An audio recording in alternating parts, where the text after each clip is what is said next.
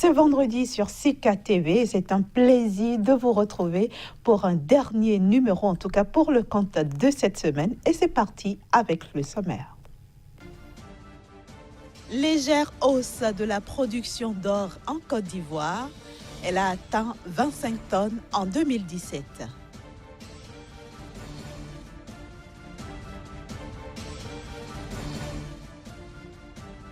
Le Bénin opte pour la modernisation de son système de gestion foncière. Le pays a pris quelques mesures dans la loi de finances 2018.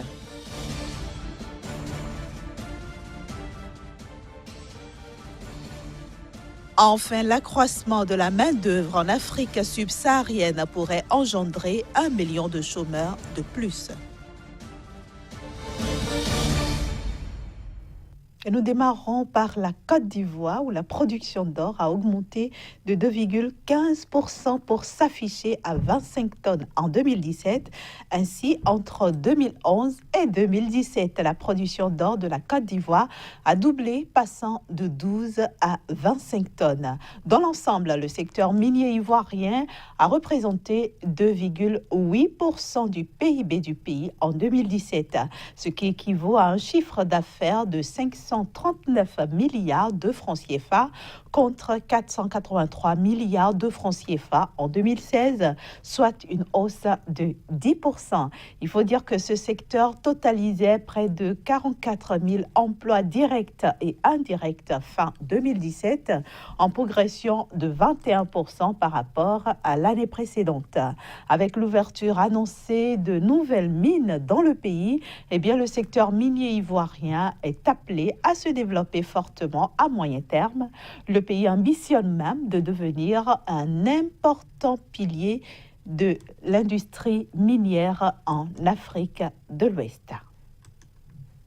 Au Bénin, le gouvernement s'est engagé dans un vaste chantier de modernisation du système de gestion foncière et de facilitation de l'accès des agents économiques au foncier.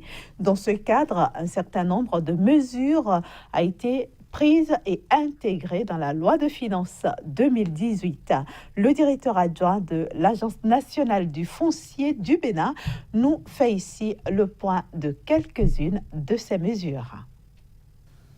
Dans la loi des finances 2018, l'article 19 fixe les prix de cession et de location sur le domaine privé de l'État. Ces prix de cession et de location ont été soit maintenus, soit revus à la baisse. Nous avons aussi les prix de transformation de permis d'habiter en titre foncier. Donc, lorsque vous êtes titulaire d'un permis d'habiter sur un domaine initialement immatriculé au nom de l'État, et que vous voulez faire la transformation de ce permis d'habiter en titre foncier, il y a ce que nous appelons la vente de gré à gré, où il y a un prix au mètre carré qui est souvent appliqué. Donc, à travers la loi des finances 2018, ces prix ont été, de façon significative, revus à la baisse. Pour la délivrance de titres fonciers, dès que vous déposez votre dossier sous huitaine, nous allons vous délivrer une attestation de confirmation de droit foncier. Donc, c'est une attestation qui prouve que vous avez engagé la procédure de titre foncier et qui est reconnue et acceptée par les établissements financiers prêteurs. Il y a aussi les frais de délivrance de l'attestation de détention coutumière. En 2017, il fallait payer 100 francs le mètre carré pour pouvoir obtenir l'attestation de détention coutumière. Mais en 2018, nous avons essayé de réduire également ce montant. Les frais uniques de lotissement, c'était à 50 000, maintenant c'est passé à 100 000. La troisième mesure, c'est la reconduction de la gratuité de la formalité de l'enregistrement et des différents actes, notamment les actes fonciers. Depuis le début de cette année 2018, les contribuables du Maroc ont la possibilité de bénéficier de l'annulation totale des pénalités, amendes, majorations et frais de recouvrement afférents à tous les impôts, droits et taxes mis en recouvrement avant le 1er janvier 2016 et restés impayés au 31 décembre 2017. Ceux qui désirent profiter de cette mesure doivent cependant s'engager à payer spontanément l'intégralité du principal de l'impôt au plus tard le 31 décembre 2018. En ce qui concerne les redevables, uniquement des amendes, pénalités, majorations et frais de recouvrement demeurés impayés au 31 décembre 2017, eh bien, ils peuvent bénéficier d'une réduction partielle de 50% à condition de verser les 50% restants au plus tard le 31 décembre 2018. Parlons justement de l'année 2018. Sachez que le taux de chômage devrait atteindre 7,2% en Afrique subsaharienne. Parallèlement, le nombre de chômeurs devrait augmenter d'1 million. Ces prévisions émanent du nouveau rapport de l'Organisation internationale du travail sur l'emploi et les questions sociales dans le monde. Le nouveau rapport de l'Organisation internationale du travail annonce un taux quasi inchangé de chômage en Afrique subsaharienne à 7,2% en 2018. Cette même année, le nombre de chômeurs devrait augmenter d'1 million, principalement en raison des forts taux de croissance de la main-d'œuvre dans la région. Plus alarmant encore, plus d'un travailleur sur 3 de cette région d'Afrique vit dans des conditions d'extrême pauvreté, tandis que près de 3 travailleurs sur 4 occupent un emploi vulnérable. Même tendance dans les pays situés au nord du continent où le nombre de chômeurs demeure stable à 8,7 millions dans un contexte de forte croissance de la main-d'œuvre. Dans ces pays, le taux de chômage devrait diminuer, par contre, passant de 11,7% en 2017 à 11,5% en 2018. S'agissant des pays émergents, le nombre de personnes se trouvant dans l'extrême pauvreté au travail devrait atteindre, sur une tendance baissière, 176 millions en 2018, soit 7,2% de l'ensemble des personnes employées. Le chômage dans le monde devrait rester au même niveau que l'an dernier, où son taux a atteint 5,6% pour un nombre total de chômeurs dépassant les 192 millions. À l'inverse, la croissance de l'emploi ne devrait pas suffire à combler l'augmentation de la population active dans les pays émergents et les pays en développement. Mais elle a toutefois progressé par rapport à 2016, selon le rapport de l'OIT.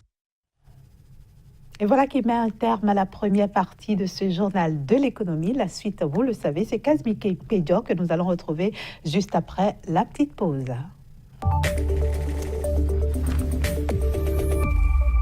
Kazimik Pédior qui nous emmène aujourd'hui au Nigeria pour parler dans la droite ligne de ce que nous avons entamé depuis le début de la semaine, pour parler donc de balance commerciale. Bienvenue à vous.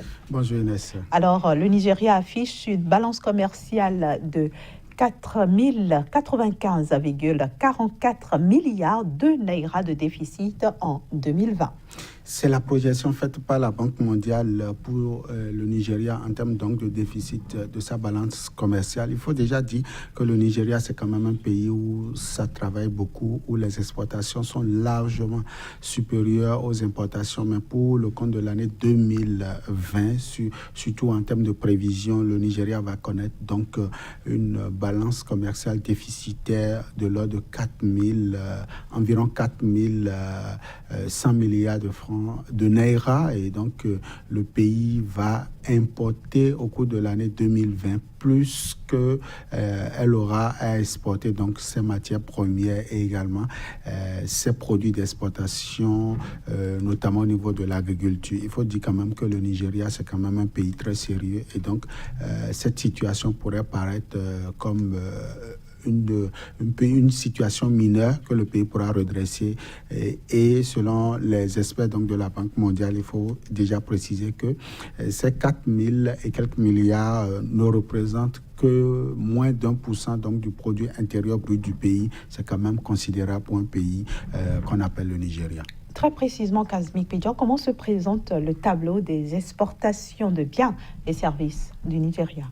Le Nigeria a présenté une augmentation de son exportation de l'ordre de 308% en termes donc de PIB sur les 55 années d'indépendance que le pays a connues. Il faut déjà dire que selon les données collectées et analysées par la Banque mondiale depuis 1960, le Nigeria est ce pays où les exportations sont largement supérieures aux importations, notamment grâce donc à l'exportation du brut de pétrole, où le pays s'est affiché comme le principal pays en termes donc d'exportation du brut sur le continent. Après donc les années 1960 jusqu'en 1972, le pays a connu une balance commerciale déficitaire. Déjà à partir de 82, le pays a redressé son économie grâce donc à cette possibilité d'exportation, de vente donc du brut de pétrole. Le Nigeria, c'est aussi, il faut le préciser, c'est aussi une population d'environ 150 millions d'habitants et donc forcément le pays travaille, la main-d'œuvre est suffisamment fournie pour travailler et offrir un mieux-être à l'économie. Et donc le Nigeria aujourd'hui présente une balance commerciale beaucoup plus excédentaire en termes donc de moyenne annuelle, même si 2020 s'annonce un peu difficile pour le pays. Le Nigeria pourra donc faire face à cet déséquilibre, si j'ose parler ainsi, en termes donc de balance commerciale. Finalement, Kazmi Pidjan, on pourrait dire que ce ne sont pas des perspectives heureuses pour le pays, n'est-ce pas? C'est des perspectives heureuses en ce sens que, oui, une balance commerciale déficitaire pourrait penser à une perspective malheureuse pour l'économie du pays, mais dans le cas précis du Nigeria, certainement selon les prévisions, selon donc les analyses donc de la Banque mondiale, le pays veut importer donc des matériels et des matériaux pouvant lui permettre donc de reprendre un certain nombre d'infrastructures routières. Vous n'êtes pas sans savoir que le Nigeria est en train de se battre aujourd'hui pour améliorer sa flotte routière et également sa flotte maritime.